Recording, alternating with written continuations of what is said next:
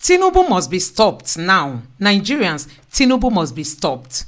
You can imagine this administration is trying to stop nurses who are trying to seek for job opportunities in other countries. They want to stop them from traveling. They've come up with a new regulation in order for them to verify their certificate. I mean, very tight conditions for them to be able to verify their certificates. This is a country where you can't find jobs and people are hungry. Now, for you to be able to travel outside the country to go look for greener pasture in order to take care of your family, you are being stopped by this administration. Just listen for yourselves. Hello, everyone. They said injustice to one is injustice to all. Today, it is nurses. Tomorrow, who is it going to be? Is it going to be doctors, pharmacists, engineers, students, housewives, anybody, or Nigerians that are alive? You don't know what they are going to come up with. This illegitimate government is desperate and is bereft of ideas. If it is not stopped in its path, it's going to destroy the whole nation, destroy institutions, and leave us with nothing. Buhari took us 50 years back. This Tinubu's illegitimate government wants to take us 100 years backward. And so it is in our own interest for us all to add our voices to what is happening to nurses. Let me read this out to you. The Nursing and Midwifery Council of Nigeria has come up with some sets of new verification rules and doing the work. Meanwhile, some other ones are sitting down that were direct NNPC nurses who were collecting money but not really doing the work. At the end of the day, because me, even right from the one when she was doing this, I said, look, she wanted to do lab science. I'm like, she'll kill me for saying this. My kids don't like me talking about it. Anyway, it has to be said. She was like, which one be lab, is it lab, whatever. So I said, look, I read microbiology. There's really, forget all of those science, whatever. Do nursing, you will have more advantage. And I didn't even know she was going to be as serious as she was. Otherwise, I would have suggested medicine for her to be very, very serious, very dedicated child. And so she did this. So that's okay, fine. We sent her to Canada to go and do her master. She's done with her master. She's working there and all of that. You know, really appreciated by a country that how do I put it? That values competence and values talent and all of that. So that's how she went. So for them now we have this council, and I remember that time she was doing registration. There was one time they were trying to frustrate it. That midwifery, what do they call it? There was even a time I was like, me, if you want me, because sometimes my kids they don't want my wahala, because me, I'll go there, I'll make trouble if trouble needs to be made. If trouble needs to be made for things to work. I'm like, take your time.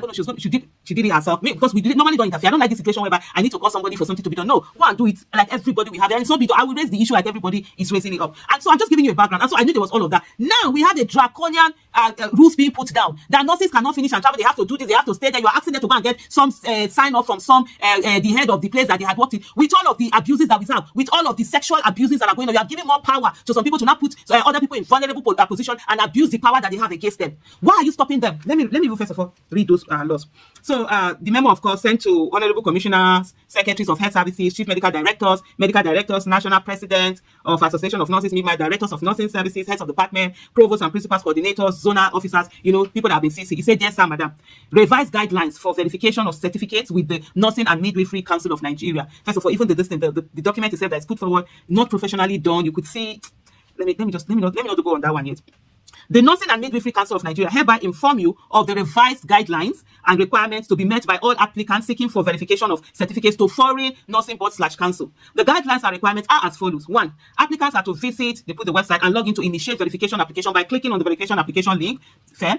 A non-refundable fee per application shall be paid for verification to foreign boards of nursing as specified on the portal. This shall cover the cost of courier services to the applicant's institutions of training, place of work, and foreign board.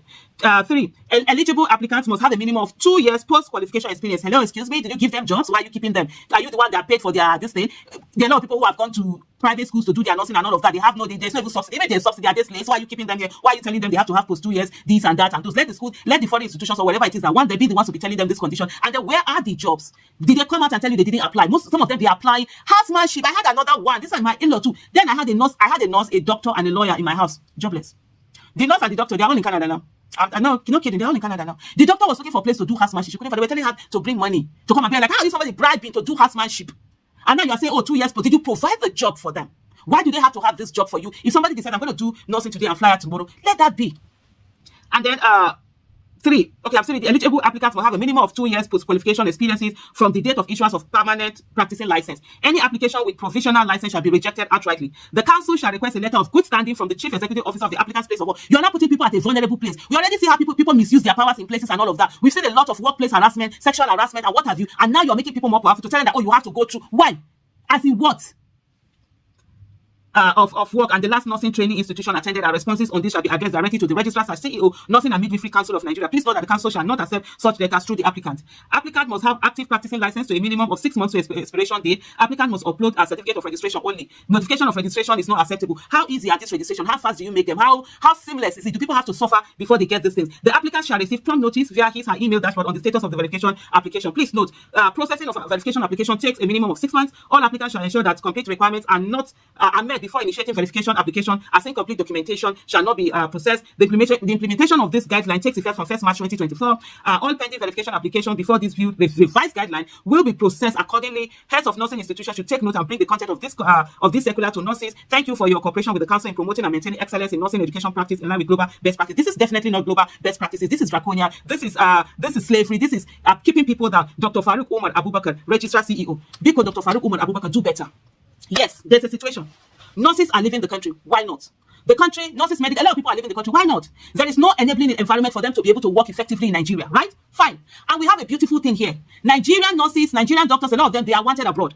They are trained well. At this moment, instead of this draconian rule, draconian policy, why don't we say, what are the things that we are going to do to ensure that we have more nurses? For those who want to stay in the country, and for those who want to go abroad, go abroad. We have more. So that means the world needs medical practitioners, the world needs nurses, right? Can Nigeria begin to produce nurses that will send all over the world? We're talking about forex. We're talking about remittances. These nurses, when they leave, they have families back home. They're going to be sending money back home. That is remittance coming back home. The Nigerians in diaspora contribute about 3 to 4% of the GDP. They send in dollars. They send in forex to Nigeria. Can we begin to make concerted effort, deliberate effort to ensure that we are actually sending citizens out there to go and work? So the thing that I should expect the council to be thinking of, instead of this draconian rule, is that how do we increase the number of nurses we currently have?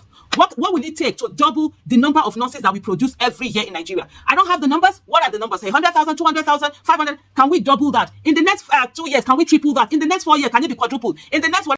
This is just a clueless government. I mean, this government is so clueless. You can imagine, Aisha Yusufi is the one lecturing them, teaching them what they are supposed to know. We all saw the spokesperson for Tinubu on channels. He was also on Arise Television saying that Peter Obi and Atiku should come share their ideas on how to rescue the economy. So you can imagine, so they got to Aso Rock unprepared. They are now looking for people to come give them idea on how to manage the economy. They said they were going to hit the ground running. Now the ground is not just running, the ground is crawling, and they don't even know what to do. You can imagine stopping Nigerians from traveling. So now the government owns you, own everything about you, despite the fact that we don't have lights, we don't have those basic things that other countries, even countries in Africa, are enjoying. We saw South Africa mocking Nigerians, that we don't have light, that we make use of, generators that make a whole lot of noise. That is it. And you can see the kind of thing that we are seeing in this government. I don't even know if you have heard about their plans to start, talking about the social media, just like we saw during the time of Buhari. Anyway, I'm going to be sharing some of the information with you guys in my next video. Let me know what you think about this, the Tinubu's style of leadership. This administration that does not even want to address the real cause of the problems we have. People have pointed to Buhari's government, that those of them that worked under Buhari, some of the money that they borrowed were all taken away, by private human beings, At the end of the day, instead of this government to go after those people to recover some of this money so that we'll have money in the system, they are there looking for ordinary citizens who are hungry, who want to travel to other countries to go and look for greener pasture. They are the targets of this government. Can you imagine this level of misplaced priority? Let me know what you think about this in the comment section below. Please don't forget to subscribe to the channel and turn on the notification bell. Thank you.